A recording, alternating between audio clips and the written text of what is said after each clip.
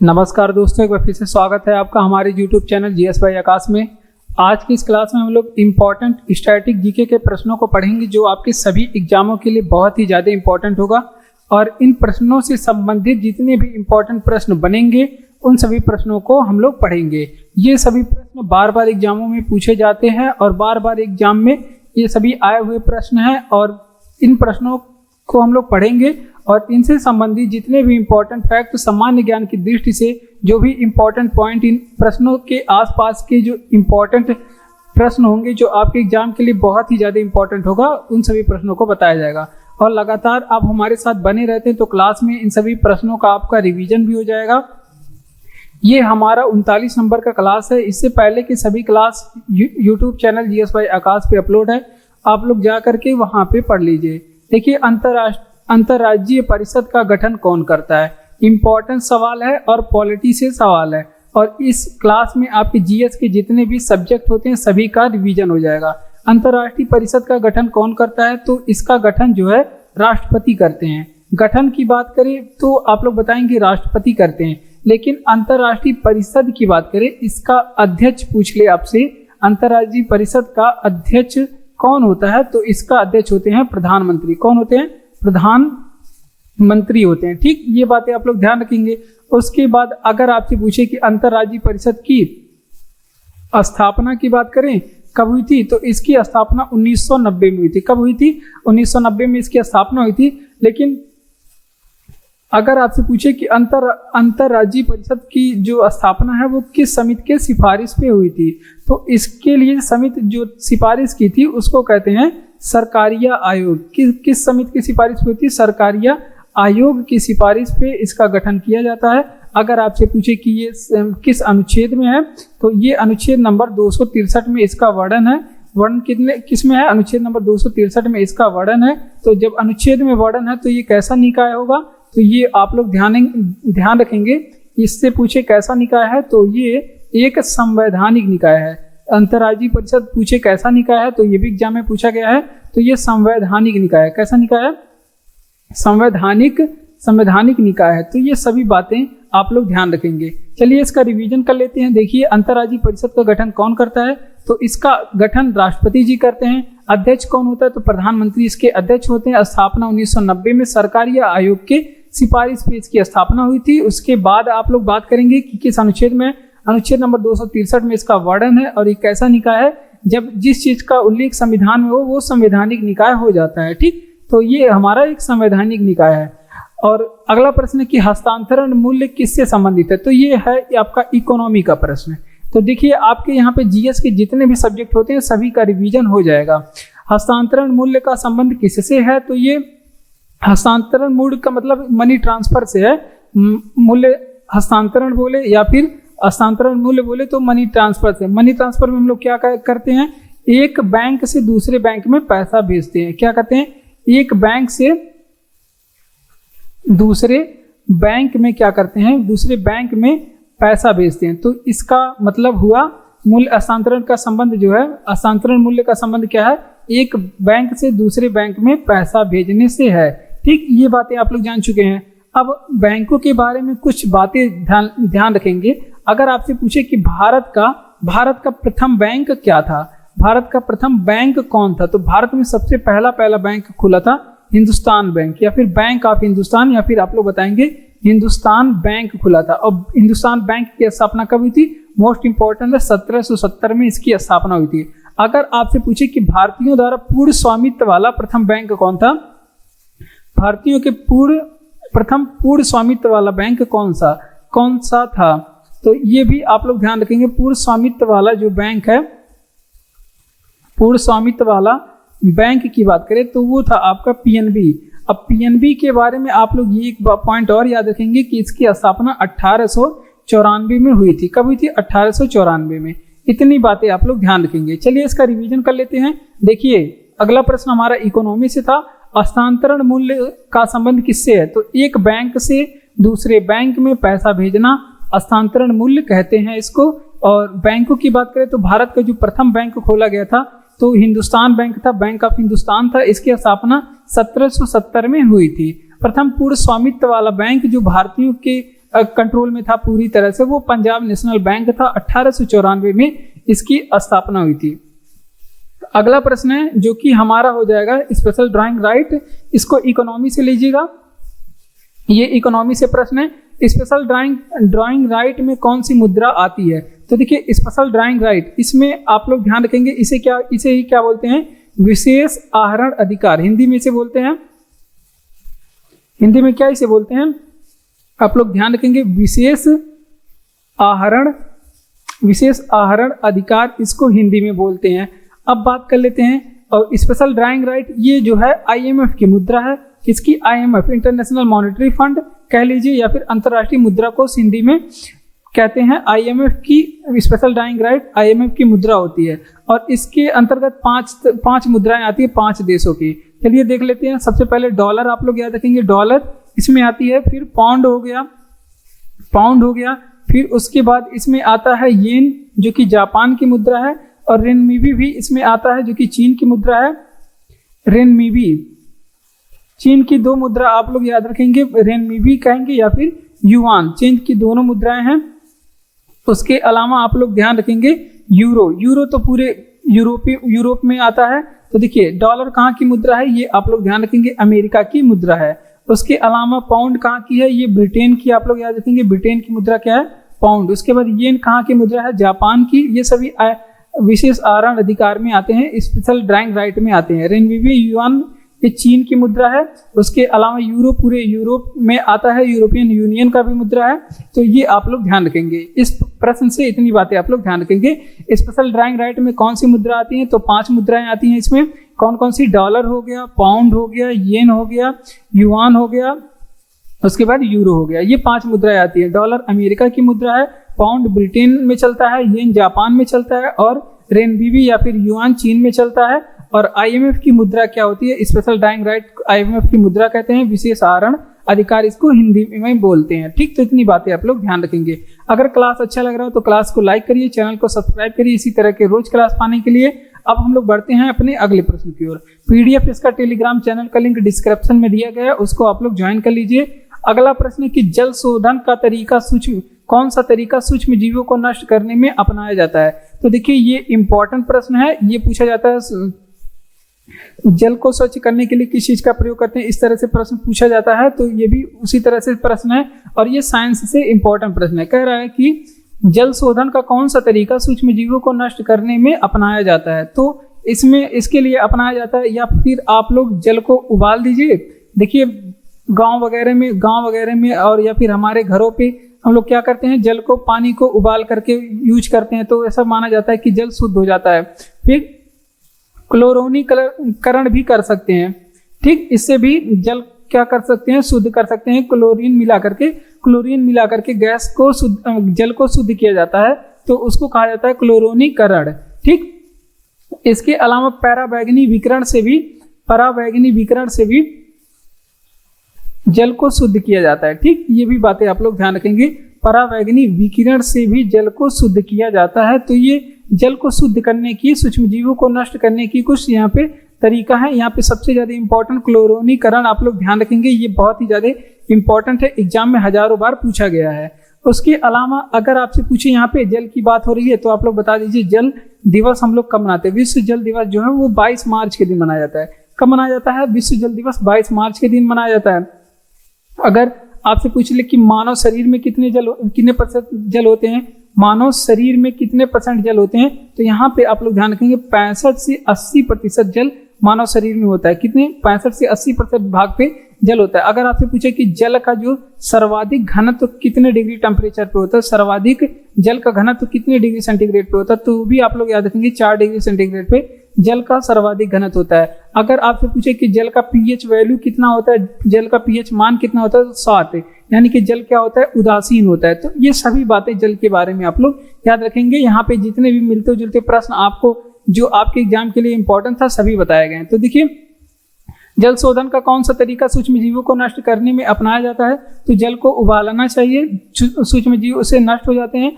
क्लोरोनीकरण भी करके आप लोग सूक्ष्म जीवों को नष्ट कर सकते हैं, क्योंकि इसमें क्लोरीन मिलाने पे जो तालाब का पानी या फिर कुएं का पानी स्वच्छ किया जाता है। इस तरह से प्रश्न पूछा जाता है कि तालाब का पानी स्वच्छ करने में किस रसायन का प्रयोग करते हैं, या फिर कुएं के पानी को स्वच्छ करने में किस रसायन का प्रयोग करते हैं। तो इस तरह के प्रश्न पूछे जाते हैं। उसके अलावा पैरावैगनी विकिरण से भी हम लोग क्या बोलते हैं, जल को स्वच्छ कर सकते हैं। जल दिवस हम लोग 22 मार्च के दिन मनाते हैं। उसके अलावा मानव शरीर की बात करें, इसमें 65 से 80% भाग जल होता है। पैरावैगनी विकिरण से स्वच्छ कर सकते हैं। और सर्वाधिक घनत्व तो जल का 4 डिग्री सेंटीग्रेड पे होता है, और पीएच वैल्यू इसका 7 होता है, जो कि उदासीन होता है। ठीक, अगला प्रश्न, कौन सी अग्नेय चट्टान नहीं है? तो देखिए यहाँ पे ये ऑप्शन डिपेंडेबल प्रश्न है। सेल जो होते हैं, सेल, ये अग्नेय चट्टान नहीं होते हैं। जबकि सेल की बात करें, ये कैसे चट्टान होते हैं? ये परतदार चट्टान होते हैं। कैसे चट्टान होते हैं? परतदार चट्टान होते हैं। अब यहाँ पे देखिए इंडियन जियोग्राफी से प्रश्न नहीं, ये वर्ल्ड जियोग्राफी में आएगा। वर्ल्ड जियोग्राफी से प्रश्न है। तो देखिए परतदार, ये परतदार चट्टान होते हैं। ठीक, ये बातें आप लोग ध्यान रखेंगे। अब चट्टानों के बारे में थोड़ी चीजें देख लेते हैं। यहाँ पे अग्नेय चट्टान की एग्जाम्पल को देख लीजिए। जैसे अग्नेय चट्टान में आ जाएंगे बेसाल्ट, जो चट्टान होते हैं वो अग्नेय होते हैं। बेसाल्ट चट्टान अग्नेय। उसके बाद ग्रेनाइट क्या होता है? ये भी एक क्या बोलते हैं, ये अग्नेय चट्टान का उदाहरण है। ग्रेनाइट भी अग्नेय चट्टान का उदाहरण है। और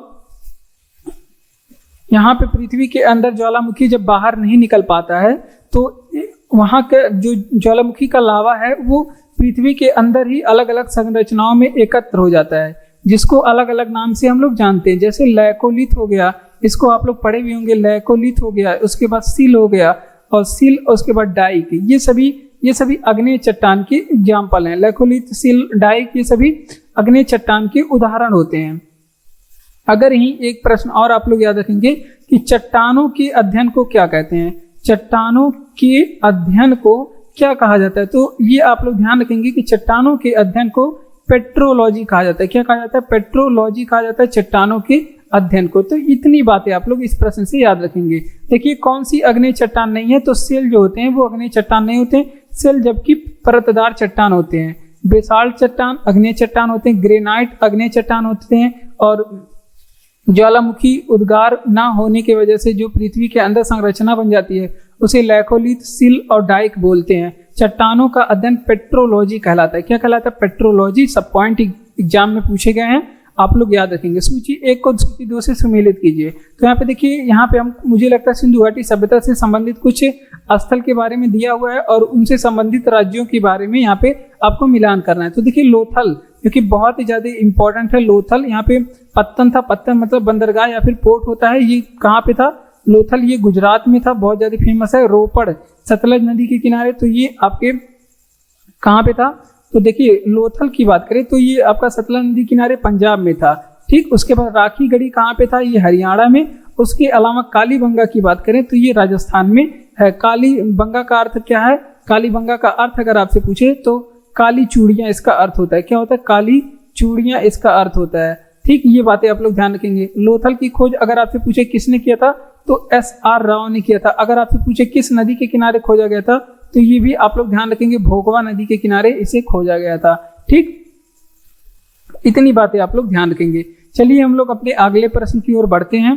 तो अब हम लोग बढ़ेंगे अपने अगले प्रश्न की ओर। तो अगला प्रश्न हमारा कह रहा है कि नाफ्टा के सदस्य कौन कौन से? तो यहाँ पे 3 देश है नाफ्टा के सदस्य। तो सबसे पहले आप लोग याद रखेंगे, अमेरिका नाफ्टा का सदस्य है। मैक्सिको किसका सदस्य है? नाफ्टा का सदस्य है। मैक्सिको, अमेरिका और या फिर कनाडा, तो ये तीनों नाफ्टा के सदस्य हैं। इतनी बातें आप लोग ध्यान रखेंगे। अब नाफ्टा के बारे में अगर आपसे पूछे कि इसकी स्थापना कब हुई थी, तो नाफ्टा की स्थापना के बारे में 1992 में इसका स्थापना हुआ था। अगर आपसे पूछे कि और संगठनों के बारे में, जैसे आप लोग क्वाड ग्रुप के बारे में आप लोग पढ़े होंगे। क्वाड ग्रुप 4 देशों का समूह है। कौन कौन से आते हैं? तो इसमें आता है भारत, जापान, अमेरिका और ऑस्ट्रेलिया। ये 4 देश इसमें आते हैं। Bharat, Japan, America and Australia, ये 4 देश मिलके ऑस्ट्रेलिया, 4 देश मिलकर क्वाड ग्रुप बनाते हैं। और ये बातें आप लोग ध्यान रखेंगे। अब सार्क एक समूह के आप लोग एक संगठन है सार्क, जिसके बारे में, जिसको क्या बोलते हैं, जिसे दक्षेस भी बोला जाता है। इसे दक्षेस भी बोला जाता है। मुख्यालय काठमांडू नेपाल में है। स्थापना अगर आपसे पूछे कि 1985 में हुई थी, इसकी स्थापना ढाका में स्थापना हुई थी। और सदस्य इसमें कितने हैं? तो सदस्य देशों की संख्या इसमें 8 है। तो इतनी बातें आप लोग ध्यान रखेंगे। देखिए नाफ्टा के सदस्य देश कौन कौन से हैं, तो एक तो अमेरिका हो गया, मैक्सिको हो गया, कनाडा, ये तीनों नाफ्टा के सदस्य देश हैं। स्थापना 1992 में हुई थी। उसी तरह दो समूह के बारे में आप लोग बताएंगे, दो संगठनों के बारे में, जैसे क्वाड ग्रुप में कौन कौन से हैं, तो 4 देश हैं। एक तो हो गया भारत, जापान, अमेरिका और ऑस्ट्रेलिया, क्वाड में 4 देश हैं। सार्क में बात करें 8 देश शामिल है। स्थापना 1985 में हुई थी और इसको दक्षिण भी बोलते हैं। हेडक्वार्टर इसका काठमांडू नेपाल में है। कहाँ पे हेडक्वार्टर है? काठमांडू, जो कि कहाँ पे पड़ता है? नेपाल में। ठीक, ये बातें आप लोग ध्यान रखेंगे। अगला प्रश्न कि भारतीय कैलेंडर का पहला महीना कौन सा होता है, तो भारतीय कैलेंडर का अगर पहला महीना की बात करें तो ये चैत्र का होता है। अगर आपसे पूछे कि भारतीय कैलेंडर का अंतिम माह कौन सा होता है, तो ये फाल्गुन का होता है। कौन सा माह होता है? फाल्गुन का अंतिम माह होता है। अगर आपसे पूछे कि जो भारतीय कैलेंडर है ये किस संवत पे आधारित है, किस संवत पे आधारित है, तो ये आप लोग ध्यान रखेंगे, ये शक संवत पे आधारित है। किस संवत पे? शक संवत की शुरुआत कब से हुई थी? शक संवत की 78 ईसा पूर्व से इसकी शुरुआत हुई थी। बीसी नहीं, 78 एडी से इसकी शुरुआत हुई थी। ठीक, ये बातें आप लोग ध्यान रखेंगे। उसके बाद अगर आपसे पूछे कि शक संवत किसने चलाया था, तो ये भी आप लोग ध्यान रखेंगे, इसको कनिष्क ने चलाया था। किसको चलाया था? शक संवत कनिष्क ने चलाया था। ये बातें आप लोग ध्यान रखेंगे। अगर आपसे पूछे कि हमारा जो राष्ट्रीय कैलेंडर है इसको संविधान सभा के द्वारा कब अपनाया गया, तो ये बातें आप लोग ध्यान रखेंगे। 22 मार्च 1957 को अपनाया गया था। कब? 22 मार्च 1957 को। इसी तरह से कुछ और संवत हैं, जैसे विक्रम संवत की बात करें, इसकी शुरुआत कब से हुई थी? विक्रम संवत की शुरुआत कब से हुई थी? तो ये 78 बीसी से हुई थी। कब? 78 ईसा पूर्व से हुई थी। ठीक, अगर आपसे पूछे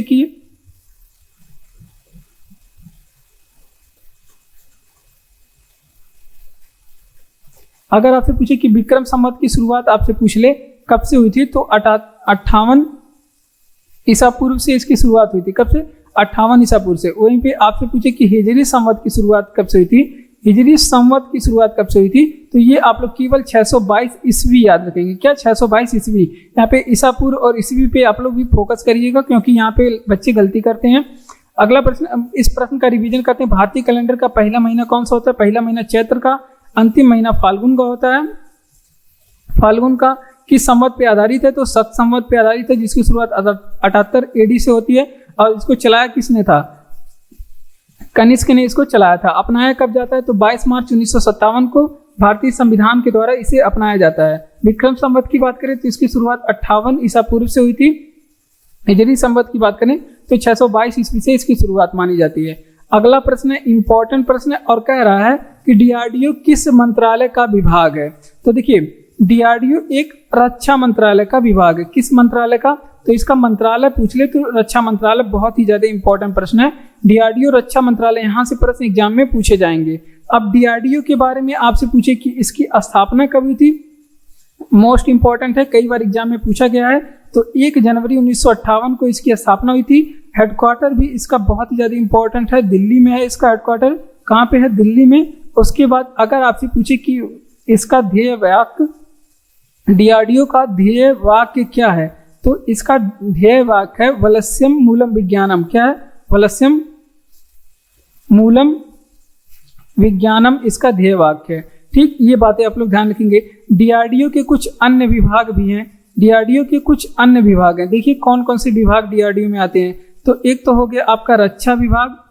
डीआरडीओ में रक्षा विभाग जो कि रक्षा का काम करता है, रक्षा विभाग। उसके अलावा आप लोग ध्यान रखेंगे ये उत्पादन का भी काम करता है, तो ये भी आप लोग ध्यान रखेंगे। रक्षा उत्पादन विभाग रक्षा से संबंधित सामग्री बनाता है। रक्षा से संबंधित जो भी अस्त्र शस्त्र हथियार वगैरह ये भी डीआरडीओ बनाता है, आप लोग जानते होंगे।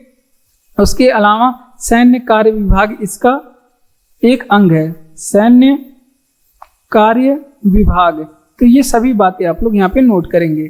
चलिए इसका रिवीजन करते हैं। देखिए डीआरडीओ किस मंत्रालय का विभाग है, तो डीआरडीओ एक रक्षा मंत्रालय का विभाग है। स्थापना 1 जनवरी 1958 को कहाँ पे हुई थी? दिल्ली में। इसका ध्येय वाक्य है वलस्यम मूलम विज्ञानम। इसका अन्य विभाग कुछ हैं, जैसे रक्षा विभाग डीआरडीओ के अंतर्गत आता है, और रक्षा उत्पादन विभाग यहाँ पे डीआरडीओ कुछ चीजों का उत्पादन करता है, बनाता है, और सैन्य कार्य विभाग भी डीआरडीओ के अंतर्गत ही आता है। बढ़ते हैं अपने अगले प्रश्न की ओर। अगला प्रश्न है कि कौन सा संयंत्र तरल पदार्थों की विशिष्ट गुरुत्व को मापता है। तो देखिए यहाँ पे कुछ यंत्र और उनके कार्य या फिर उनके आविष्कारक के बारे में एग्जाम में पूछे जाते हैं। जैसे आपसे पूछ ले इसका विशिष्ट गुरुत्व को, तरल पदार्थ के विशिष्ट गुरुत्व को कौन सा यंत्र मापता है, तो ये आप लोग ध्यान रखेंगे ग्रेविमीटर इसको मापता है। कौन सा मीटर? ग्रेविमीटर मापता है। और भी कुछ अगर आपसे पूछे कि वायु की गति को कौन सा यंत्र मापता है, वायु की गति को कौन सा यंत्र मापता है, तो इसको मापता है एनीमोमीटर। कौन सा यंत्र मापता है? एनीमोमीटर इसको मापता है। ठीक, ये बातें आप लोग ध्यान रखेंगे। उसके अलावा अगर आपसे पूछे कि सापेक्ष आर्द्रता का मापन कौन सा यंत्र करता है, सापेक्ष आर्द्रता का मापन कौन सा यंत्र करता है, तो इसको करता है हाइग्रोमीटर। हाइग्रोमीटर क्या बोलता है? हाइग्रोमीटर सापेक्षिक आर्द्रता का माप करता है। जबकि अगर आपसे पूछे कि आपेक्षिक घनत्व का मापन कौन करता है, सापेक्षिक आर्द्रता का मापन हाइग्रोमीटर करता है। जबकि अगर आपसे पूछे कि वायुमंडलीय दाब बता दीजिए, वायुमंडलीय दाब का मापन कौन सा यंत्र करता है, तो इसको मापता है बैरोमीटर। कौन सा यंत्र मापता है? बैरोमीटर के द्वारा मापा जाता है। इसके अलावा अगर आपसे पूछे कि दूध की शुद्धता का मापन कौन सा यंत्र करता है, तो ये करता है आपका लैक्टोमीटर। कौन सा यंत्र? लैक्टोमीटर दूध की शुद्धता का मापन करता है। अब आप लोग एक प्रश्न बताएंगे, अगर आपसे पूछे कि विद्युत धारा किस यंत्र से मापते हैं, ये आप लोग कमेंट बॉक्स में हमें बताएंगे। ये अमीटर से मापते हैं या फिर गैल्वेनोमीटर से मापते हैं, आप लोग कमेंट बॉक्स में बताएंगे। कौन सा यंत्र तरल पदार्थों की विशिष्ट गुरुत्व को मापता है? ये मापता है ग्रेविमीटर। कौन सा यंत्र मापता है? ग्रेविमीटर मापता है। अब बात करते हैं वायु की गति एनीमोमीटर द्वारा मापी जाती है, सापेक्ष आर्द्रता हाइग्रोमीटर के द्वारा मापी जाती है, वायुमंडलीय दाब बैरोमीटर के द्वारा मापी जाती है, और दूध की आर्द्रता जो है लैक्टोमीटर से मापी जाती है। विद्युत धारा आप लोग बताएंगे किससे मापी जाती है। अगला प्रश्न कि भारत की पहली महिला मुख्यमंत्री थी, तो देखिए ये यूपी स्पेशल का प्रश्न है, यूपी एग्जाम वालों के लिए बहुत ही ज्यादा इंपॉर्टेंट है। कह रहा है कि भारत की पहली महिला मुख्यमंत्री कौन थी, तो इनका नाम था सुचेता कृपलानी। क्या नाम था? सुचेता कृपलानी। ठीक, ये बातें आप लोग ध्यान रखेंगे। अब सुचेता कृपलानी के ही पति थे, आप लोग जानते होंगे, सुचेता कृपलानी के पति थे जेवी कृपलानी।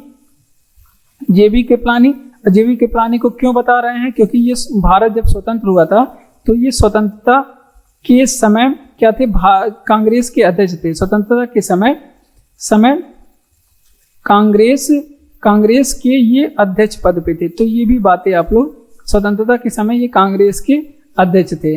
अगर आपसे पूछे कि ये कहाँ की महिला मुख्यमंत्री बनी थी, तो उत्तर प्रदेश की। अगर आपसे पूछे कि उत्तर प्रदेश की पहली राज्यपाल या फिर पहली भारत की राज्यपाल कौन बनी थी, तो ये भी आप लोग ध्यान रखेंगे, सरोजिनी नायडू बनी थी। कौन बनी थी? सरोजिनी नायडू बनी थी। सरोजिनी नायडू के बारे में 2-3 पॉइंट जो एग्जाम में पूछा जाता है। इन्हें भारत कोकिला कहते हैं। क्या कहते हैं? भारत कोकिला कहते हैं। और इन्होंने 1925 में कानपुर की अधिवेशन की अध्यक्षता की थी। 1925 में कानपुर अधिवेशन हुआ था, उसकी अध्यक्षता की थी। किस अधिवेशन में? कानपुर अधिवेशन की अध्यक्षता की थी। ठीक, और ये कानपुर अधिवेशन की अध्यक्षता मतलब कांग्रेस की अध्यक्ष बनने वाली पहली भारतीय महिला है। ठीक, ये भी बातें आप लोग ध्यान रखेंगे। अगर आपसे पूछे कि कांग्रेस की अध्यक्ष बनने वाली पहली महिला, तो एनी बेसेंट हो जाएंगी, और पहली भारतीय महिला पूछेगा तो सरोजिनी नायडू हो जाएंगी। ठीक, चलिए इसका रिवीजन करते हैं। देखिए, अगर आपसे पूछे कि भारत की पहली महिला मुख्यमंत्री कौन है, सुचेता कृपलानी है। अगर आपसे पूछे कि इनके पति का नाम, तो जेबी कृपलानी था, जो स्वतंत्रता के समय कांग्रेस के क्या थे? अध्यक्ष थे, कांग्रेस के अध्यक्ष पद पे थे।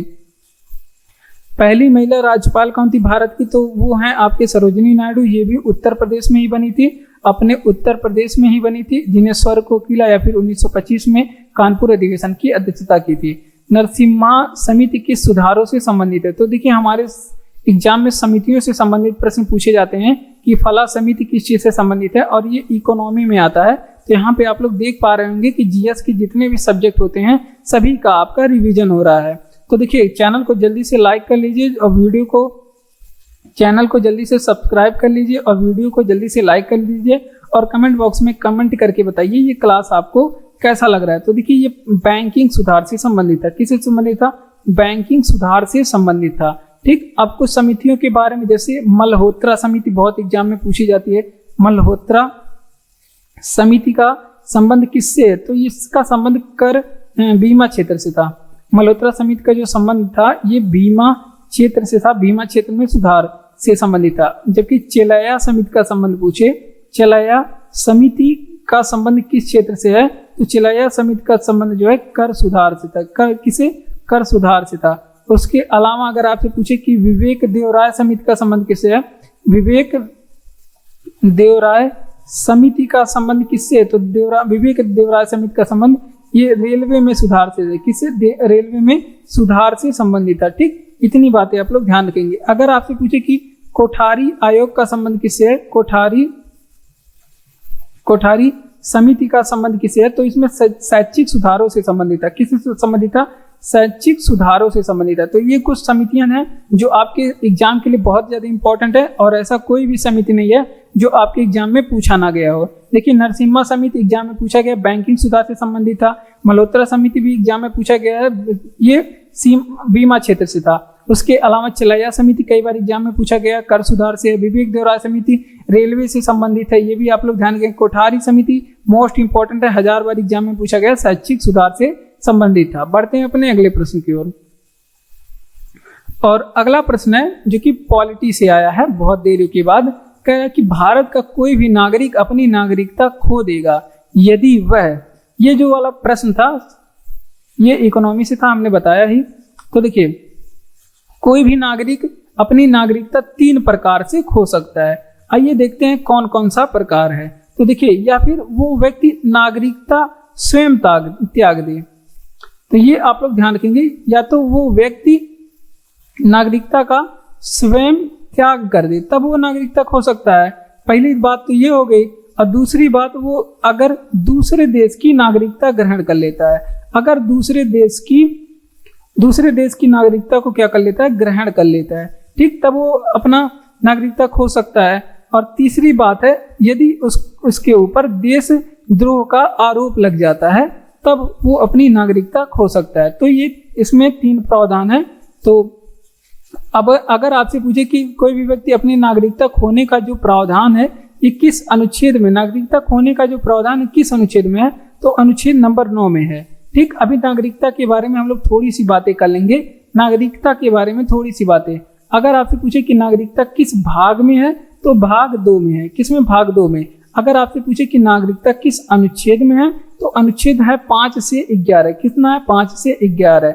अगर आपसे पूछे कि भारत में किस तरह की नागरिकता का प्रावधान है, तो इसमें भारत में एकल नागरिकता का प्रावधान है। कैसी नागरिकता है भारत में? एकल नागरिकता। तो यहाँ पे जितने भी पॉइंट हमने देखे सभी आपके एग्जाम के लिए इंपॉर्टेंट है। देखिए, कह रहा है कि भारत का कोई भी नागरिक अपनी नागरिकता खो देगा यदि वह, तो भारत का नागरिक 3 प्रकार से, यदि वह स्वयं त्याग देता है तभी खो देता है, यदि वह दूसरे देश की नागरिकता ग्रहण कर लेता है तभी वो भारत की नागरिकता खो देगा, यदि उस पर देशद्रोह का आरोप लग जाता है तभी वो भारत की नागरिकता खो देगा। नागरिकता की बात करें, भाग 2 में है, अनुच्छेद 5 से 11 है। भारत में एकल नागरिकता का प्रावधान है, एकल नागरिकता का प्रावधान भारत में है। अगला प्रश्न है, फिर हिस्ट्री से आया है बड़े समय के बाद। कह रहा है कि भगवान बुद्ध को ज्ञान प्राप्ति कहाँ हुई?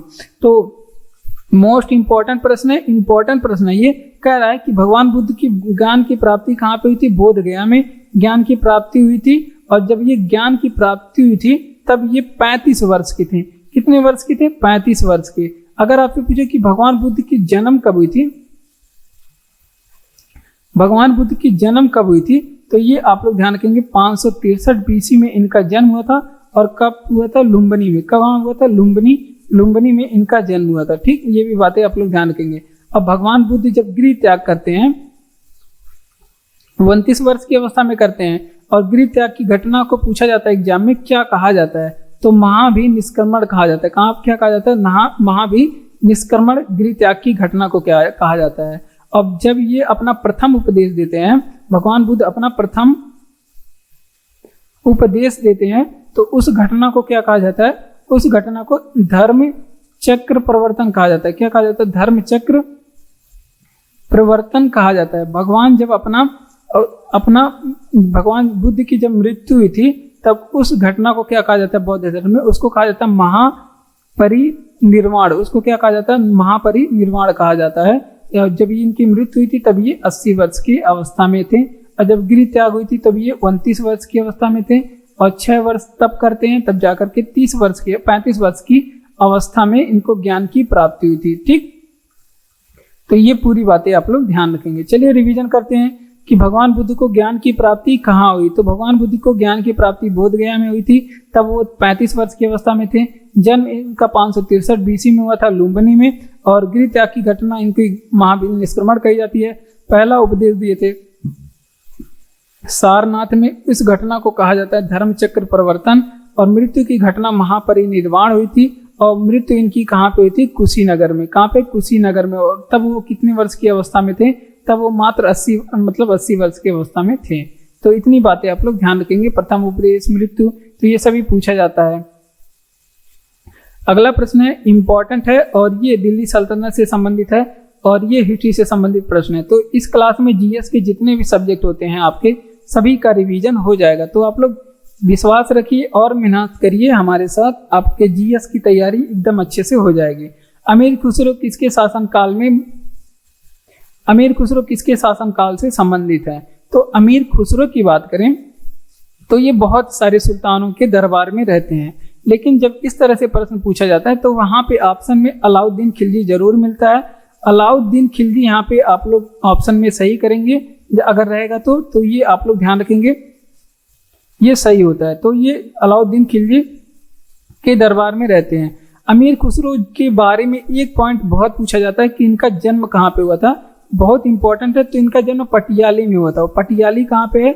उत्तर प्रदेश में है। अगर आपसे पूछे कि अमीर खुसरो के गुरु का क्या नाम है, तो अमीर खुसरो के गुरु का नाम निजामुद्दीन औलिया, जो कि एक सूफी संत थे, निजामुद्दीन औलिया थे। कौन है? निजामुद्दीन औलिया।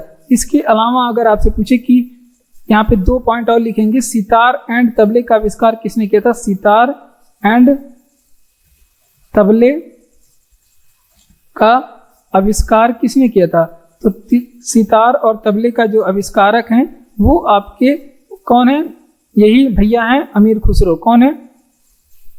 अमीर खुसरो हैं सितार और तबले का आविष्कारक। अमीर खुसरो को तूतीय हिंद भी कहा जाता है। तूतीय हिंद भी अमीर खुसरो को कहा जाता है। अमीर खुसरो को तूतीय हिंद भी कहा जाता है। इतनी बातें आप लोग ध्यान रखेंगे। तूतीय हिंद का मतलब होता है भारत का तोता। क्या होता है? भारत का तोता इसका मतलब होता है। चलिए इसका रिवीजन करते हैं। देखिए अमीर खुसरो किसके शासनकाल से संबंधित है? तो ये अलाउद्दीन खिलजी से संबंधित है। किसे? अलाउद्दीन खिलजी से। जन्म इनका पटियाली में उत्तर प्रदेश में हुआ था। गुरु इनके निजामुद्दीन औलिया थे, और सितार और तबले के आविष्कारक अमीर खुसरो हैं, और इन्हें तूतीय हिंद कहा जाता है। तूतीय हिंद का मतलब होता है भारत का तोता। बढ़ते हैं अपने अगले प्रश्न की ओर। तो अगर क्लास आपको अच्छा लग रहा है, चैनल को सब्सक्राइब करिए, वीडियो को लाइक करिए, अपने दोस्तों तक भी शेयर करिए, और कमेंट बॉक्स में अगर आप कमेंट करके बताएंगे ये क्लास आपको कैसा लग रहा है तो हमें बहुत ही अच्छा लगेगा। और पीडीएफ आपको टेलीग्राम चैनल का लिंक डिस्क्रिप्शन में दिया गया है, आप लोग वहां पर जाकर के इसका पीडीएफ पढ़ सकते हैं। बढ़ेंगे हम लोग अपने अगले प्रश्न की ओर। तो हमारा अगला प्रश्न कह रहा है कि कौन सी योजना भारत के मुख्य शहरों के विकास से संबंधित है? इंपॉर्टेंट प्रश्न है। भारत में आई थी अमृत योजना। कौन सा योजना आया था? अमृत योजना। इसकी शुरुआत कब हुई थी? 2015 में इसकी शुरुआत हुई थी अमृत योजना का। और इसके तहत क्या किया जाता था कि जो भारत के मुख्य शहर हैं उनके विकास में, उनके बढ़ावा देने में मदद किया जाता था। ठीक,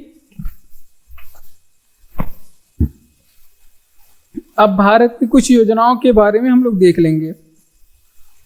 जैसे अगर आपसे पूछे भारत में नरेगा की शुरुआत कब हुई थी, तो नरेगा की बात करेगा तो एक्ट पूछेगा कब आया था, तो 2005 में। इस 3 तरह के प्रश्न आप यहाँ पे पूछे जाते हैं। एक्ट पूछेगा तो 2005 में। अगर आपसे पूछेगा कि लागू कब हुआ था, तो ये आप लोग बताएंगे 2 फरवरी 2006 को ये लागू हुआ था। अगर आपसे पूछे कि नरेगा से बदल करके मनरेगा कब हो गया, मनरेगा कब किया गया, तो ये आप लोग बताएंगे कि ये किया गया 2 अक्टूबर 2009 को। कब किया गया? 2 अक्टूबर 2009 को। ठीक, अब एक प्रश्न और हमें आप लोग यहाँ पे बताएंगे। अगर आपसे पूछे कि डिजिटल इंडिया की शुरुआत कब हुई थी, डिजिटल इंडिया योजना डिजिटल इंडिया योजना की शुरुआत कब हुई थी? तो डिजिटल इंडिया योजना की शुरुआत 2015 में इसकी भी शुरुआत हुई थी। तो इतनी बातें आप लोग इस प्रश्न से याद रखेंगे। कौन सी योजना भारत के मुख्य शहरों के विकास से संबंधित है? तो अमृत योजना भारत के मुख्य शहरों के विकास से संबंधित है, 2015 में आई थी। नरेगा की बात करें तो इसका नरेगा एक्ट 2005 में आया था, लागू कब हुआ था? 2006 में। और मनरेगा जो है बदल करके नाम किया गया 2009 में। डिजिटल इंडिया योजना 2015 में आई थी। अगला प्रश्न है कि ये बायो से संबंधित है, ये साइंस से संबंधित है। इंपॉर्टेंट प्रश्न एग्जाम में पूछा गया है। देखिए ओमेगा 3 किसका वर्ग है? तो ओमेगा 3 एक वसीय अम्ल है। क्या है? ओमेगा 3 वसीय अम्ल का एक टाइप है। ठीक, ये बात आप लोग ध्यान रखेंगे। अब बात कर लेते हैं ओमेगा 3 के बारे में। ओमेगा 3 आखिर क्या बला है? तो देखिए ओमेगा 3 की बात करें तो इसको क्या कहा जाता है? तो ओमेगा 3 को स्वस्थ वसा भी कहा जाता है। क्या कहा जाता है? स्वस्थ वसा भी ओमेगा 3 को कहा जाता है। ठीक, इसके बाद आप लोग कुछ लाभ हैं ओमेगा 3 के, देख लीजिए कौन कौन से लाभ हैं। तो देखिए ओमेगा 3 हृदय की बात करें, हृदय की, तो हृदय के लिए ओमेगा 3 क्या होता है? लाभदायक होता है। हृदय के लिए लाभदायक होता है। क्या होता है? ओमेगा 3 हृदय के लिए लाभदायक होता है। और ओमेगा 3 से क्या होता है? रोग प्रतिरोधक क्षमता बढ़ता है। रोग प्रतिरोधक क्षमता की बात करें, रोग प्रतिरोधक क्षमता इससे क्या होता है? बढ़ता है। ठीक, ये भी बातें आप लोग ध्यान रखेंगे। इसके अलावा अगर आपसे पूछे कि एक पॉइंट आप लोग बता देंगे कि वसा का पाचन कौन सा एंजाइम करता है? वसा का पाचन कौन सा एंजाइम करता है? तो ये करता है लाइपेज नामक एंजाइम जो है ये हमारे शरीर में वसा का पाचन करता है। ठीक, आपसे एक प्रश्न है, अगर आप लोग बताएंगे, अगर आपसे पूछे कि लिपिड क्या है, ये प्रश्न आप लोग बताएंगे कमेंट बॉक्स में, लिपिड क्या है कमेंट बॉक्स में कमेंट करके बताएंगे। चलिए रिवीजन है। चलिए ओमेगा 3 किसका वर्ग है? तो ये वसी अम्ल का वर्ग है। ओमेगा 3 को कहा जाता है स्वास्थ्य वसा। ये हृदय के लिए लाभदायक होता है, शरीर में रोग प्रतिरोधक क्षमता डेवलप करता है। ठीक, अगला प्रश्न है वसा का पाचन लाइपेज करता है, लाइपेज नामक एंजाइम करता है। लिपिड क्या है? ये आप लोग कमेंट बॉक्स में हमें कमेंट करके बताएंगे। राम प्रसाद बिस्मिल किससे संबंधित हैं? तो देखिए काकोरी ट्रेन एक्शन आप लोग जानते होंगे। काकोरी रेल कांड पहले बोला जाता था, अब इसका नाम बदल करके काकोरी रेल एक्शन कर दिया गया। क्या कर दिया गया? काकोरी रेल एक्शन कर दिया गया। ठीक, ये बातें आप लोग ध्यान रखेंगे। अब काकोरी रेल एक्शन अगर आपसे पूछे कि कब हुआ था, तो ये 9 अगस्त 1925 की घटना है। कब की है? 9 अगस्त 1925 की घटना है। एक ट्रेन था, काकोरी रेल एक्शन क्या था? एक ट्रेन था जो कि कहाँ से कहाँ तक जा रहा था? लखनऊ से जा रहा था। लखनऊ से कहाँ तक जा रहा था? सहारनपुर। सहारनपुर। इसको बीच में ही कुछ लोगों ने, इस ट्रेन को बीच में ही कुछ लोगों ने लूट लिया और इस घटना को क्या कहा जाता है? काकोरी रेल एक्शन कहा जाता है। क्या कहा जाता है इस घटना को? काकोरी रेल एक्शन कहा जाता है। तो ये बातें आप लोग ध्यान रखेंगे। इसके चलते कुछ लोगों को फांसी दी गई थी। इसके चलते 1927 में 4 लोगों को फांसी दी गई थी। कौन कौन से लोग थे? तो एक तो इसी में थे राम प्रसाद बिस्मिल, आप लोग नोट करेंगे, राम प्रसाद बिस्मिल थे, राम प्रसाद बिस्मिल थे। उसके बाद आप लोग एक थे अशफाक उल्ला खां, अशफाक उल्ला थे। और तीसरे थे आपके राजेंद्र लाहाड़ी। और एक थे आपके कौन? चौथे रोशन सिंह। कौन थे? चौथे रोशन सिंह। तो ये यहाँ पे 4 लोग थे इसमें जिनकी फांसी हुई थी। चलिए इसका रिवीजन कर लेते हैं। देखिए अगर आपसे पूछे कि राम प्रसाद बिस्मिल किससे संबंधित है, तो काकोरी रेल एक्शन से संबंधित है। 9 अगस्त 1925 को ये घटना हुई थी। एक ट्रेन थी जो कि लखनऊ से सहारनपुर जा रही थी, इसको कुछ लोगों ने लूट लिया और इसके चलते 4 लोगों को फांसी हुई थी, राम प्रसाद बिस्मिल, अशफाक उल्ला खां और राजेंद्र लाहाड़ी और रोशन सिंह को। ठीक, बढ़ते हैं अपने अगले प्रश्न की ओर। अगला प्रश्न है फिर साइंस से संबंधित प्रश्न है। यहाँ पे देखिए सभी एग्जाम में आपके जितने भी पूछे गए हैं प्रश्न वो सभी लिए गए हैं। कार्बन मोनोऑक्साइड की विषाक्तन किसको प्रभावित करता है? तो कार्बन मोनोऑक्साइड जो आपका होता है ये रक्त की ऑक्सीजन वहन क्षमता को डिस्टर्ब कर देता है। रक्त की ऑक्सीजन की जो वहन करने की क्षमता, ऑक्सीजन वहन क्षमता को क्या कर देता है, ये नष्ट कर देता है। क्या कर देता है? ऑक्सीजन वहन क्षमता को ये नष्ट कर देता है। ठीक, अगर आपसे पूछे कि कार्बन मोनोऑक्साइड CO बोलते हैं, ये उत्पन्न कहाँ से होता है, आखिर ये कैसे बनता है, तो ये आप लोग ध्यान रखेंगे, वाहन के धुएं जो होते हैं, वाहन के धुएं जो निकलते हैं वो कार्बन मोनोऑक्साइड होते हैं।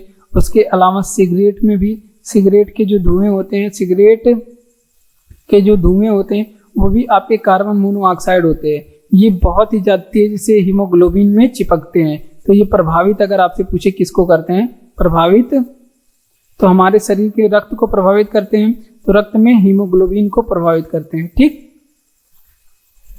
हीमोग्लोबिन को ये प्रभावित कर देते हैं। हीमोग्लोबिन को में घुल करके ये कार्बोक्सी हीमोग्लोबिन, लाल कार्बोक्सी हीमोग्लोबिन का निर्माण कर देते हैं। ठीक, तो ये हमारे लिए बहुत ही ज़्यादा हानिकारक है। इस वजह से सिगरेट का सेवन हमें नहीं करना चाहिए। तो देखिए, इसका रिवीजन करेंगे कि कार्बन मोनोऑक्साइड की विषाक्तन किसको प्रभावित करता है, तो ये रक्त की ऑक्सीजन वहन क्षमता को डिस्टर्ब कर देता है।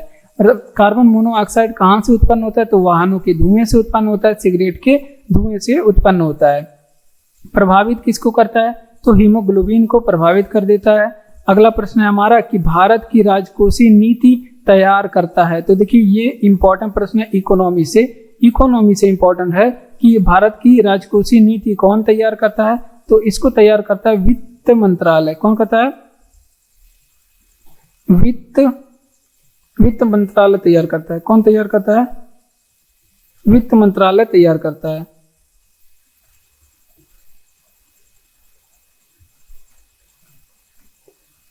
ये बातें आप लोग ध्यान रखेंगे। अगला प्रश्न है, अगर आपसे पूछे कि यहाँ पे मौद्रिक नीति कौन तैयार करता है, मौद्रिक, कुछ और प्रश्न, एडिशनल प्रश्न हम लोग देख लेते हैं। अगर आपसे पूछे कि मौद्रिक नीति कौन तैयार करता है, तो RBI के द्वारा मौद्रिक नीति तैयार किया जाता है। कब? RBI के द्वारा। अब RBI की स्थापना पूछ ले तो 1935 में आप लोग बताएंगे। अगर आपसे पूछे कि भारत में शेयर बाजार नियंत्रण का काम कौन करता है, अगर आपसे पूछे भारत में शेयर बाजार नियंत्रण का काम कौन करता है, तो शेयर बाजार नियंत्रण का काम भारत में सेबी करता है। कौन करता है? सेबी करता है। ठीक, ये बातें आप लोग ध्यान रखेंगे। स्थापना 1988 में हुई थी। कब हुई थी? 1988 में। अगर आपसे पूछे कि नीति आयोग क्या काम करता है, नीति आयोग क्या काम करता है भारत में, तो ये भारत सरकार के थिंक टैंक के रूप में काम करता है। थिंक मतलब होता है सोचना, टैंक मतलब होता है पूरा का पूरा जो असेंबली है, थिंक टैंक के रूप में काम करता है।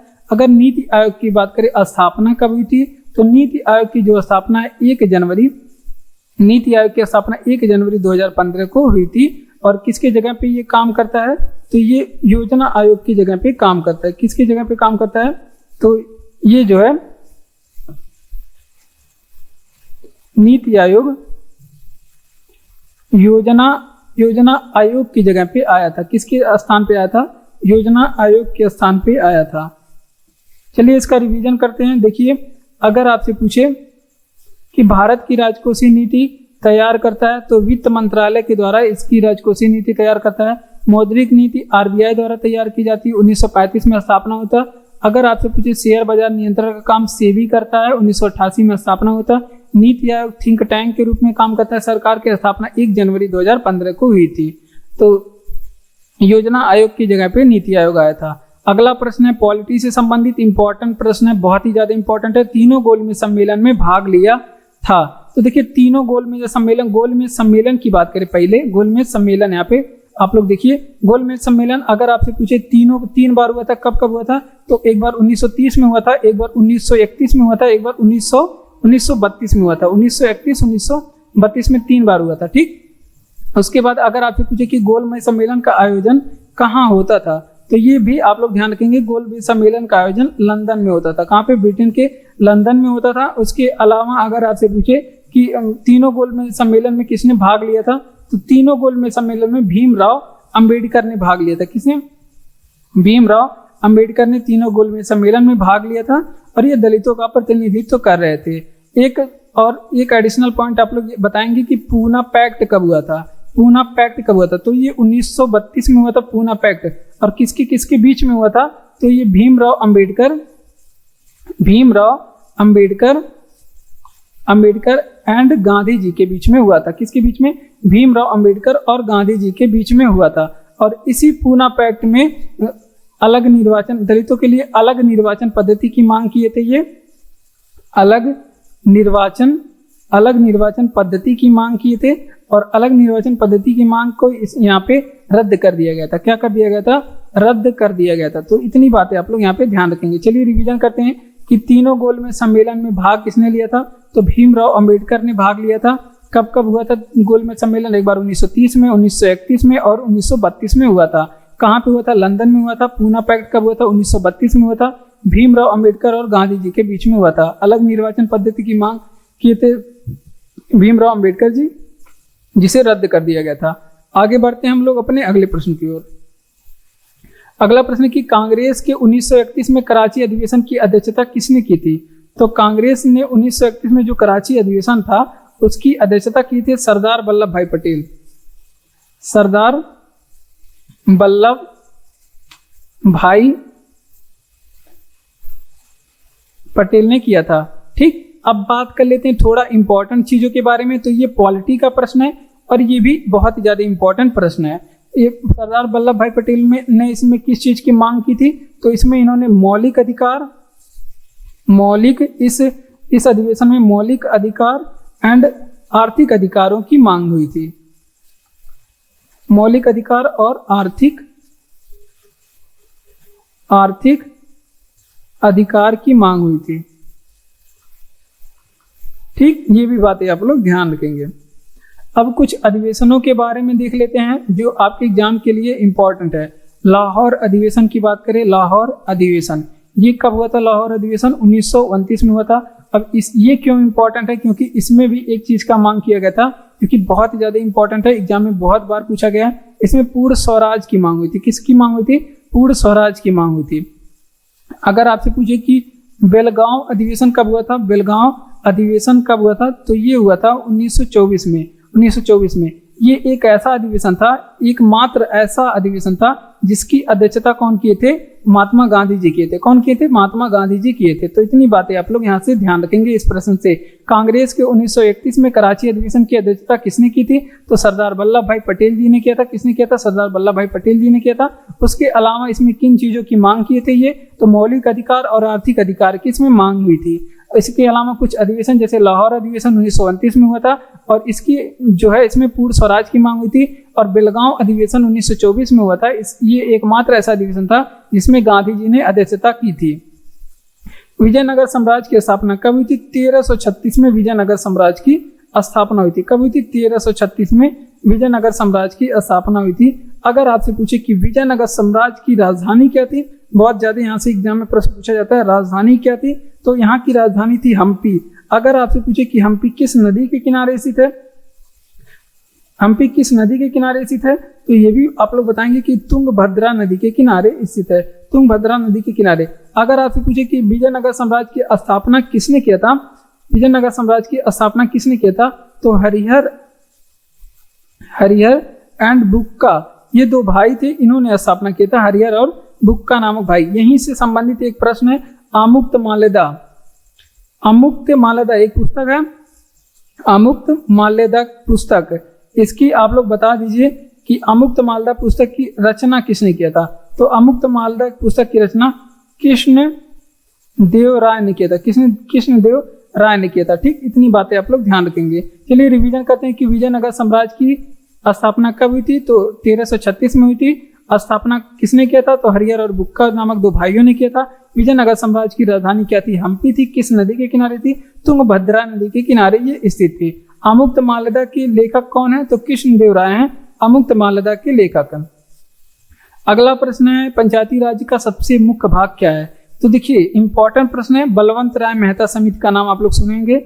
बलवंत राय मेहता, ये समिति का नाम आप लोग सुनेंगे, बलवंत राय मेहता समिति। और इन्होंने पंचायती राज व्यवस्था की सिफारिश की थी। कितने स्तर पे, 3 स्तर पे सिफारिश की थी। कौन कौन सा स्तर था, एक तो ब्लॉक स्तर था, एक ग्राम स्तर था ब्लॉक स्तर, ग्राम स्तर और जिला स्तर। और पंचायती राज व्यवस्था का सबसे, इन तीनों में से पूछ रहा है कि सबसे मुख्य भाग कौन था, तो ये ग्राम स्तर था। क्या था?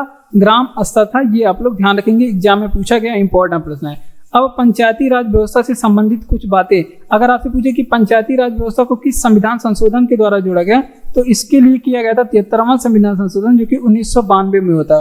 कब हुआ था? 1992 में। और ये किस अनुसूची में है? 73वां संविधान संशोधन किस अनुसूची में है, तो ये आप लोग ध्यान रखेंगे 11वें अनुसूची में। अगर आपसे पूछे कि किस भाग में है, तो आप लोग बताएंगे भाग नंबर 9 में है। और इसमें कौन कौन से विषय हैं, कितने विषय हैं पंचायती राज, मतलब पंचायती राज व्यवस्था में कितने विषय हैं, तो इसमें विषय हैं टोटल 29। वहीं नगर पालिका की बात करें, नगर पालिका की बात करें तो ये भी आप लोग ध्यान रखेंगे, नगर पालिका, तो इसे ऐड किया गया था किस संशोधन के द्वारा, ये भी एग्जाम के लिए बहुत ही इंपॉर्टेंट है। इसको ऐड किया गया था 74वां संविधान संशोधन, जो कि 1993-92 में ये भी हुआ था। और उसके अलावा इसके तहत संविधान में कौन सी अनुसूची, किस अनुसूची में इसे रखा गया, किस और कौन सी अनुसूची जोड़ी गई, तो इसके द्वारा संविधान की सबसे आखिरी अनुसूची जो है 12वीं अनुसूची जोड़ा गया। और इसको कार्य करने के लिए कितने विषय दिए गए हैं, तो 18 विषय इसको कार्य करने के लिए दिए गए हैं। तो ये दोनों प्रश्न बहुत ही ज्यादा इंपॉर्टेंट है। पंचायती राज व्यवस्था का सबसे मुख्य भाग क्या है, तो ग्राम स्तर है। बलवंत राय मेहता समिति आई थी, वो पंचायती राज व्यवस्था की मांग 3 स्तर पे की थी, एक ब्लॉक, एक ग्राम स्तर, एक जिला स्तर पे, जिसमें से सबसे मुख्य भाग है ग्राम स्तर। और 73वां संविधान संशोधन के द्वारा संविधान में 11वीं अनुसूची जोड़ा गया और इसमें विषय कितने दिए गए, 29 विषय दिए गए। उसी तरह नगर पालिका से संबंधित संशोधन 74वां संविधान संशोधन, जो कि 1993 में हुआ था, और इसकी तहत संविधान में 12वीं अनुसूची जोड़ी गई। विषय क्या था, 18 विषय थे इसमें। ठीक है, बढ़ेंगे अपने अगले प्रश्न की ओर। अगला प्रश्न है कि भारत में नए राजनीतिक दल को अनुमति कौन देता है, तो भारत में जो नए राजनीतिक दल हैं उनको अनुमति निर्वाचन आयोग देता है। कौन देता है? निर्वाचन आयोग उनको अनुमति देता है। अब हम लोग निर्वाचन आयोग के बारे में कुछ चीजें देखेंगे।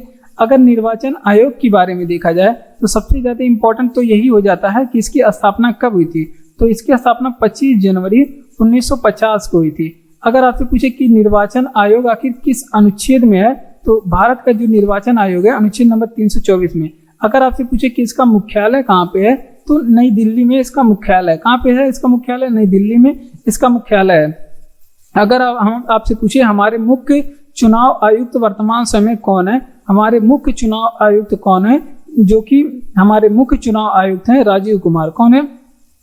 राजीव कुमार। तो ये सारी बातें आप लोग यहाँ पे ध्यान रखेंगे। ठीक, चलिए इसका रिवीजन कर लेते हैं। भारत के नए राजनीतिक दल को कौन अनुमति देता है, तो नया राजनीतिक दल जो पार्टी वगैरह होते हैं, जैसे बीजेपी हो गया, कांग्रेस हो गया, सपा हो गया, बहुजन समाज पार्टी, ये सभी हो गए, तो उनको जो है अनुमति देने का काम कौन करता है?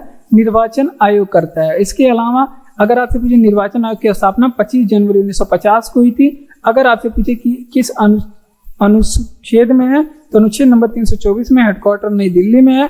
और इसका चुनाव आयुक्त कौन है? राजीव कुमार है। कौन? राजीव कुमार। समान नागरिक संहिता किस अनुच्छेद में है, तो अनुच्छेद नंबर 44 में। किस अनुच्छेद में है? अनुच्छेद नंबर 44 में है समान नागरिक संहिता। अब कुछ अनुच्छेदों के बारे में बात कर लेते हैं जो आपके एग्जाम के लिए इंपॉर्टेंट होगा। तो देखिए, ये जो 9 नंबर का प्रश्न है, ये भी आपके पॉलिटी का प्रश्न है, और समान नागरिक संहिता ये भी पॉलिटी का प्रश्न है। और देखिए, तो समान नागरिक संहिता अनुच्छेद नंबर 44 में है।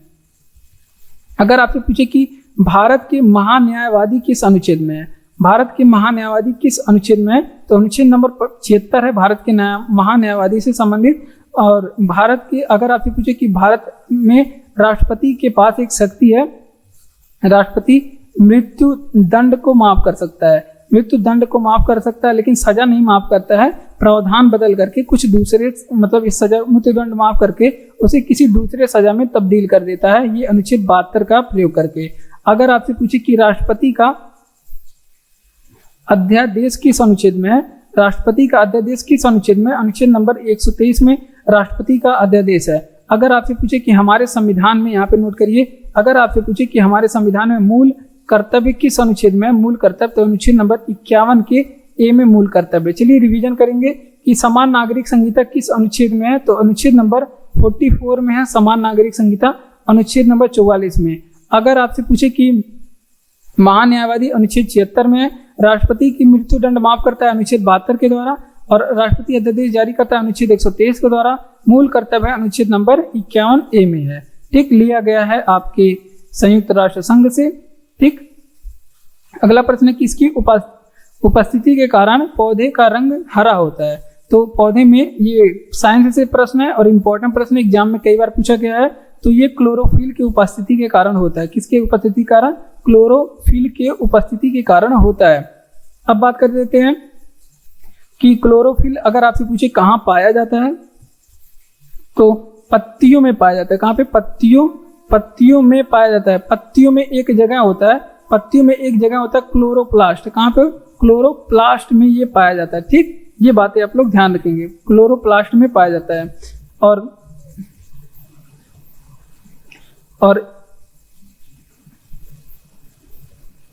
इसी के कारण जो है पत्तियों का रंग कैसा होता है, इसी के कारण जो पत्तियां होती हैं उनका रंग कैसा होता है? हरा होता है। ये बातें आप लोग ध्यान रखेंगे। और पत्तियों में बात करें कौन सा खनिज पाया जाता है, पत्तियों में कौन सा खनिज पाया जाता है? तो इसमें मैग्नीशियम पाया जाता है। कौन सा खनिज पाया जाता है? मैग्नीशियम खनिज पाया जाता है। ये भी बातें आप लोग ध्यान रखेंगे। और फार्मूला Mg होता है इसका। और अगर आपसे पूछे पत्तियां क्या काम करती हैं, तो ये भी इंपॉर्टेंट है। पत्तियों का कार्य बताइए, क्या काम करती हैं? तो पत्तियां पौधे में वातपोत्सर्जन का काम करती हैं, वातपोत्सर्जन का काम करती हैं। पौधे पत्तियों में प्रकाश संश्लेषण का काम करती हैं, प्रकाश संश्लेषण का काम करती हैं। ठीक, ये भी बातें आप लोग ध्यान रखेंगे। प्रकाश संश्लेषण का काम करती हैं, इतनी बातें आप लोग ध्यान रखेंगे। और भोजन बनाती हैं पत्तियां प्रकाश संश्लेषण के द्वारा। चलिए रिवीजन करते हैं कि किसकी उपस्थिति के कारण पौधे का रंग हरा होता है। तो क्लोरोफिल की उपस्थिति के कारण पौधे का रंग कैसा होता है? हरा होता है। क्लोरोफिल पाया कहाँ जाता है? पत्तियों में पाया जाता है। पत्तियों में एक जगह होता है क्लोरोप्लास्ट, यहाँ पे पाया जाता है। और हरा रंग होता है पत्तियों का, तो वो क्लोरोफिल के कारण। आगे बात कर लेते हैं, पत्तियों का कार्य क्या होता है? वातपोत्सर्जन करना। प्रकाश में श्वसन भी इसका काम होता है। श्वसन, पत्तियों में के द्वारा ही श्वसन क्रिया होती है, वातपोत्सर्जन होती है, प्रकाश संश्लेषण की क्रिया होती है। और जो खनिज होता है वो पौधों में वो मैग्नीशियम के द्वारा होता है। ठीक, ये बातें आप लोग ध्यान रखेंगे। पत्तियों में खनिज मैग्नीशियम के द्वारा होता है। आगे बात करते हैं, भारत में राष्ट्रपति चुने जाने से पूर्व द्रौपदी मुर्मू कहाँ की गवर्नर थी? तो ये गवर्नर थी झारखंड की। कहाँ की थी? झारखंड की। ये बातें आप लोग ध्यान रखेंगे। कहाँ की गवर्नर थी? झारखंड की थी। अब भारत में कुछ राष्ट्रपति पूछ ले कौन है, तो ये आप लोग बताएंगे कि द्रौपदी मुर्मू राष्ट्रपति हैं। अगर आपसे पूछे कि भारत में उपराष्ट्रपति कौन है, तो जगदीप धनखड़ है भारत के उपराष्ट्रपति। कौन है? जगदीप धनखड़ है भारत के उपराष्ट्रपति। उसके अलावा अगर आपसे पूछे कि भारत में विदेश मंत्री कौन है, भारत में विदेश मंत्री कौन है, तो भारत के जो विदेश मंत्री हैं एस जयशंकर है। कौन है? एस जयशंकर हैं भारत के विदेश मंत्री।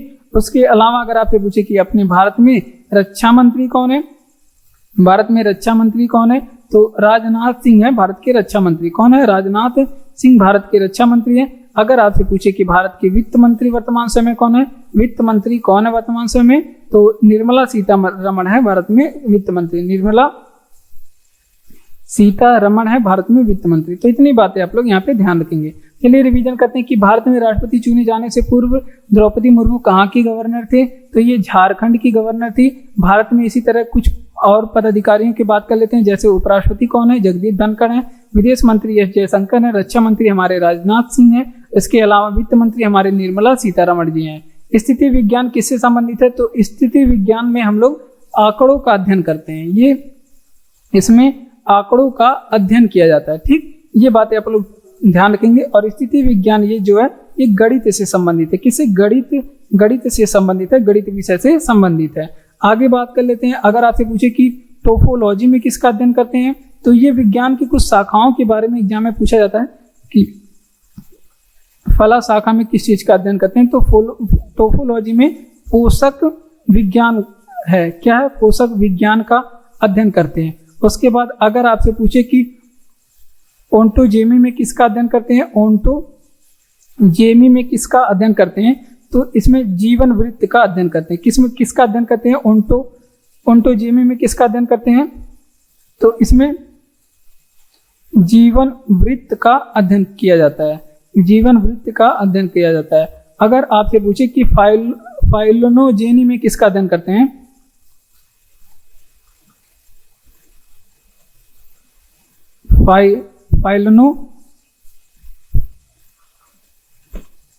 फाइलोजेनी में अगर आपसे पूछे फाइलोजेनी में किसका अध्ययन करते हैं, तो यहाँ पे आप लोग ध्यान रखेंगे जाति के उद्विकास का अध्ययन करते हैं। किसका? जाति का उद्विकास का अध्ययन करते हैं। तो ये हमारे कुछ दुर्लभ विज्ञान की शाखाएं थी जिनके बारे में हमने बताया। तो देख लीजिए स्थिति विज्ञान किससे संबंधित है, तो आंकड़ों का इसमें अध्ययन किया जाता है स्थिति विज्ञान में।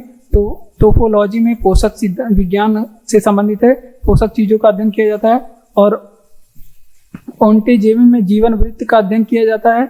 इसके अलावा फाइलोनेजेनी में किसका अध्ययन किया जाता है? जाति के उद्विकास का अध्ययन किया जाता है। और विश्व का सबसे बड़ा बौद्ध मंदिर कहाँ पे है? तो विश्व का जो सबसे बड़ा बौद्ध मंदिर है वो इंडोनेशिया में है। कहाँ पे है? इंडोनेशिया में है। और इंडोनेशिया के बारे में कुछ चीजें, जैसे माउंट मेरापी ज्वालामुखी कहाँ पे है? तो इंडोनेशिया में। माउंट सिनाबुंग ज्वालामुखी कहाँ पे है? माउंट सिनाबुंग ज्वालामुखी कहाँ पे है? इंडोनेशिया में है। एंड क्राकातोआ ज्वालामुखी कहाँ पे है? क्राकातोआ ज्वालामुखी कहाँ पे है? तो वो भी इंडोनेशिया में है। ठीक, इतनी बातें ध्यान रखेंगे। इंडोनेशिया के बारे में थोड़ी सी और चीजें जानने की कोशिश करें तो इंडोनेशिया के बारे में आप लोग बताएंगे कि समाचार एजेंसी कहाँ पे है। तो इंडोनेशिया की समाचार एजेंसी अंतरा है। क्या है? इंडोनेशिया की जो समाचार एजेंसी है अंतरा है। राजधानी पूछ ले इंडोनेशिया की क्या है? जकार्ता। राजधानी क्या है? जकार्ता इंडोनेशिया की राजधानी है। प्रस्तावित है इंडोनेशिया की राजधानी प्रस्तावित है नुसंतारा। ठीक, अगर आपसे पूछे कि यहाँ की राष्ट्रीय खेल क्या है, राष्ट्रीय खेल क्या है इंडोनेशिया की, तो यहाँ पे राष्ट्रीय खेल है बैडमिंटन। क्या है? बैडमिंटन। ठीक, इतनी बातें आप लोग ध्यान रखेंगे। तो इसका रिवीजन कर लेते हैं। देखिए, विश्व का सबसे बड़ा बौद्ध मंदिर कहाँ स्थित है? तो ये इंडोनेशिया में स्थित है। समाचार एजेंसी अंतरा है इंडोनेशिया की। और माउंट मेरापी सिनाबुंग ज्वालामुखी क्राकातोआ ज्वालामुखी ये फिर बैडमिंटन से संबंधित है। राजधानी इंडोनेशिया की जकार्ता है। और राष्ट्रीय खेल क्या है यहाँ पे? बैडमिंटन। तो ये सभी बातें आप लोग ध्यान रखेंगे। बढ़ते हैं अपने अगले प्रश्न की ओर। तो जय हिंद, ये था आज का क्लास जिसे हमने आपको करा दिया। उम्मीद है आपको क्लास अच्छा लगा होगा। अगर अच्छा लगा है तो क्लास को लाइक करिए, चैनल को सब्सक्राइब करिए, अपने दोस्तों में शेयर भी करिए। इसी तरह के और भी क्लास पाने के लिए हमारे साथ जुड़ जाइए। अपनी जीएस की तैयारी को मजबूती से आगे बढ़ाइए। धन्यवाद। मिलते हैं अगले क्लास में। आप लोग चैनल को सब्सक्राइब करके रखिए। धन्यवाद।